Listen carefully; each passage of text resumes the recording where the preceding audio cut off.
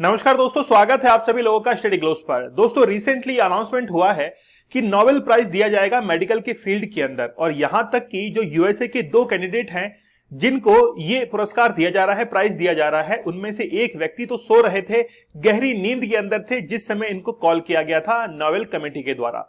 तो आज हम लोग बात करने वाले हैं कि आखिरकार ये कितने फील्ड के अंदर दिया जाता है और आखिरकार अल्फ्रेड नोबेल ने ऐसा क्या आविष्कार किया था जिसके तहत आज तक भी ये प्राइज हर साल दिया जाता है। अगर हम लोग बात करें महात्मा गांधी की, तो महात्मा गांधी जी को कई बार नॉमिनेट किया गया लेकिन कभी भी पीस प्राइज नहीं दिया गया।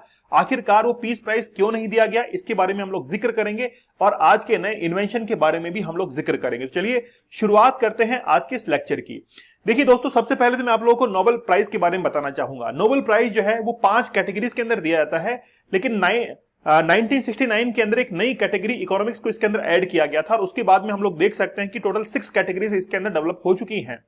नोबेल प्राइज के अंदर 5 कैटेगरीज तो स्वीडन के अंदर स्टॉकहोम के अंदर ये प्राइज डिस्ट्रीब्यूट किए जाते हैं, लेकिन एक प्राइज है जो कि पीस प्राइज है, इसको नॉर्वे की कैपिटल ऑस्लो के अंदर दिया जाता है। बाकी सभी तो स्वीडन के अंदर दिए जाते हैं।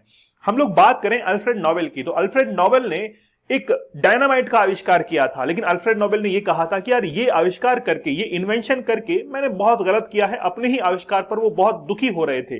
अल्फ्रेड जो नोबेल थे, उन्होंने इस आविष्कार को करने के बाद अपनी फैक्ट्री जो है वो लगभग 20 देशों के अंदर फैला दी थी। इतने पैसे वाले ये बन गए थे, यहां तक कि दुनिया वाले इनको यही कहते थे कि ये जो है वो पैसे वाला बिजनेसमैन है, पागल बिजनेसमैन इनको कहा जाता था। लेकिन फिर भी ये रुके नहीं और बहुत पैसा इन्होंने अपनी जिंदगी के अंदर कमाया, और जितना भी पैसा कमाया था वो नोबेल फाउंडेशन के अंदर इस बात को लेकर इन्होंने डोनेट कर दिया कि आगे आने वाले समय के अंदर इसी पैसे से आप प्राइज मनी जो है वो डिसाइड करेंगे। जैसे नोबेल प्राइज के लिए 8 करोड़ 90 लाख रुपए प्राइज मनी दी जाती है। चलिए बात करते हैं कि आखिरकार ये जो इन्वेंशन है वो हमारे लिए क्यों इतना महत्वपूर्ण है। मेडिसिन की कैटेगरी के अंदर माइक्रो आरएनए की खोज करने के लिए ये रिसेंटली ये पुरस्कार दिया गया है। देखिए, हमारी बॉडी के अंदर दो चीजें होती हैं, दो केमिकल्स हम लोग कह सकते हैं। एक तो होता है राइबोस न्यूक्लिक एसिड, जिसको हम लोग आरएनए कहते हैं, और एक होता है DNA, deoxy ribose nucleic acid. ये होते कहां पर हैं, इसके बारे में एक बार हम लोग देखते हैं। चलिए शुरुआत करते हैं। नोबेल प्राइज दिया गया है मेडिसिन के फील्ड के अंदर इस साल 2024 का, 2024 का ये नोबेल प्राइज दिया गया है। Has been awarded to scientist, एक तो है विक्टर एम्ब्रूस, नाम याद रखना, दूसरा है गैरी रुवकुन।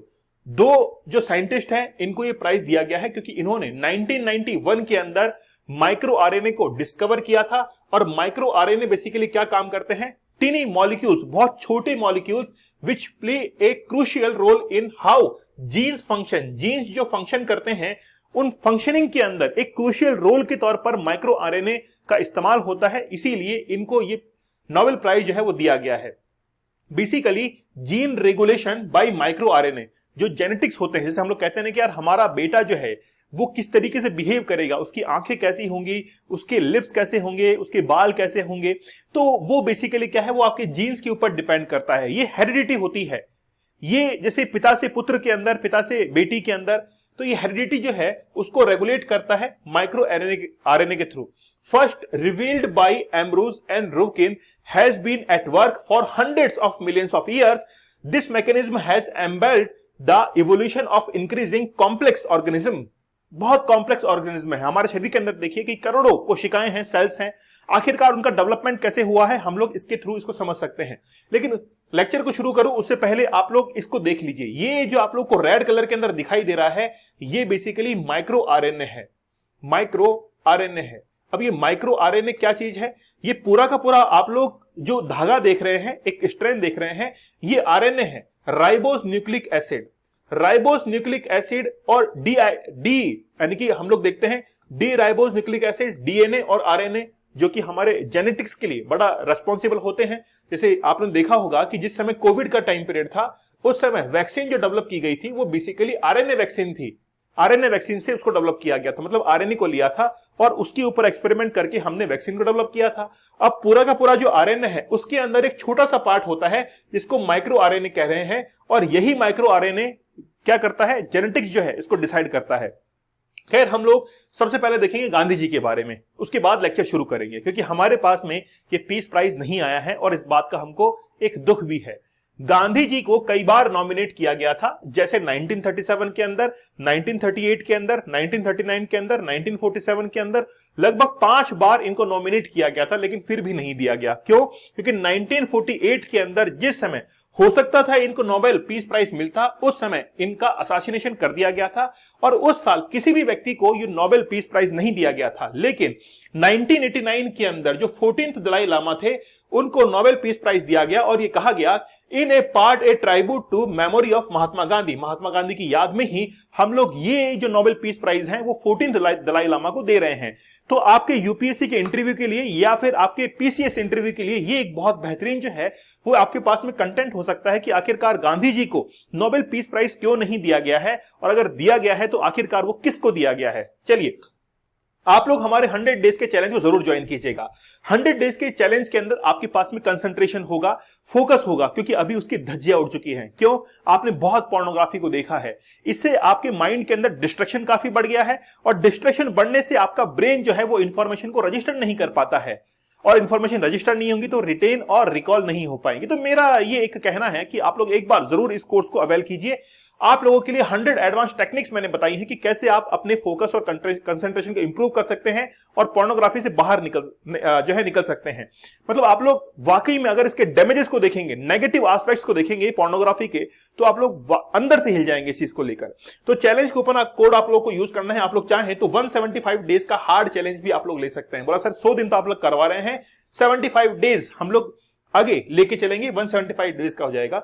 जीके जीएस के लिए आप लोग वनडे एग्जाम्स के लिए इस बैच को जरूर ज्वाइन कीजिएगा। अभी हम लोग ज्योग्राफी को पढ़ रहे हैं और बहुत सारे स्टूडेंट जो हैं हमारे साथ में जुड़े हुए हैं, काफी इससे बेनिफिट ले रहे हैं।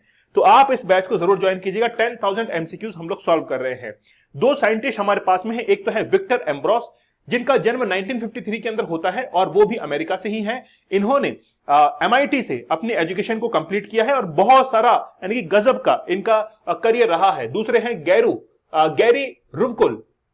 ये जो व्यक्ति हैं इनका जन्म 1952 के अंदर होता है और ये भी अमेरिका से बिलोंग करते हैं। इन्होंने पीएचडी कर रखी है हार्वर्ड यूनिवर्सिटी से 1982 के अंदर और इनका भी करियर जो है वो जबरदस्त रहा है, मतलब बड़ा डायनेमिक करियर है। अल्फ्रेड नोबेल की हम लोग बात करें, इनका जन्म 1833 के अंदर हुआ था और एग्जैक्ट डेट की बात करें तो 21 अक्टूबर 1833 के अंदर इनका जन्म होता है। और फिर इन्होंने ये डिसाइड किया था कि मैंने जो पैसा कमाया है इसको मेरी ही फाउंडेशन के थ्रू एक प्राइज मनी के तौर पर बांटा जाना चाहिए। इन्होंने डायनामाइट का आविष्कार किया था और आविष्कार करने के बाद इन्होंने देखा कि बहुत ही तो यूजफुल चीज है, लेकिन धीरे धीरे जैसे ही अपने आविष्कार के अंदर आगे बढ़ते थे इनको पता लगता है कि इन्हीं के डायनामाइट का यूज अभी जो लोग हैं उनको हानि पहुंचाने के लिए किया जा रहा है, इसलिए इन्होंने दुख भी जाहिर किया था। इसीलिए 1895 के अंदर जो अल्फ्रेड नोबेल थे उनकी याद के अंदर नोबेल प्राइज जो है वो डिसाइड किया जाता है। 1896 के अंदर एक कमेटी बनती है और उस कमेटी ने डिसाइड किया था कि 1901 से हम लोग नोबेल प्राइज जो है वो देना शुरू करेंगे और एक प्राइज मनी दी जाएगी जिसकी प्राइज मनी की वैल्यू है 8.90 करोड़, 8 करोड़ 90 लाख रुपए इसके अंदर प्राइज मनी दी जाती है। नोबेल प्राइज 5 अलग अलग कैटेगरीज के अंदर दी जाती है, जैसे फिजिक्स की बात करें, केमिस्ट्री की बात करें, फिजियोलॉजी या फिर मेडिसिन की बात करें, लिटरेचर की बात करें और पीस की बात करें।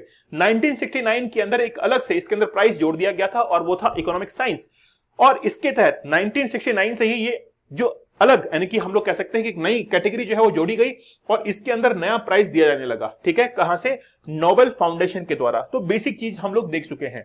चलिए बात करते हैं कि आखिरकार ये जो इन्वेंशन किया गया है इसका क्या इफेक्ट होने वाला है। आप लोगों को पता है कि हमारी जो बॉडी है, ह्यूमन बॉडी जो है वो अनेक कोशिकाओं से मिलकर बनी होती है। बहुत छोटी छोटी सेल से हमारी कोशिकाएं बनती है। कोशिका से ऑर्गन बनता है, सेल से ऑर्गन बनता है, ऑर्गन से ही हमारा शरीर बनता है। तो ये जो सेल है, इस सेल का एक स्ट्रक्चर मैं आप लोगों को दिखा रहा हूं। इस सेल के स्ट्रक्चर के अंदर सबसे पहले आप लोग देख सकते हैं कि एक तो सबसे बाहरी जो है इसके अंदर लेयर है। लेयर के बीच में आपको एक अंडा सा नजर आ रहा है, इसको हम लोग कहते हैं न्यूक्लियस, और न्यूक्लियस के बीच में होता है न्यूक्ली। तो ये जो न्यूक्लियस है हम लोग इसी के बारे में बात करने वाले हैं।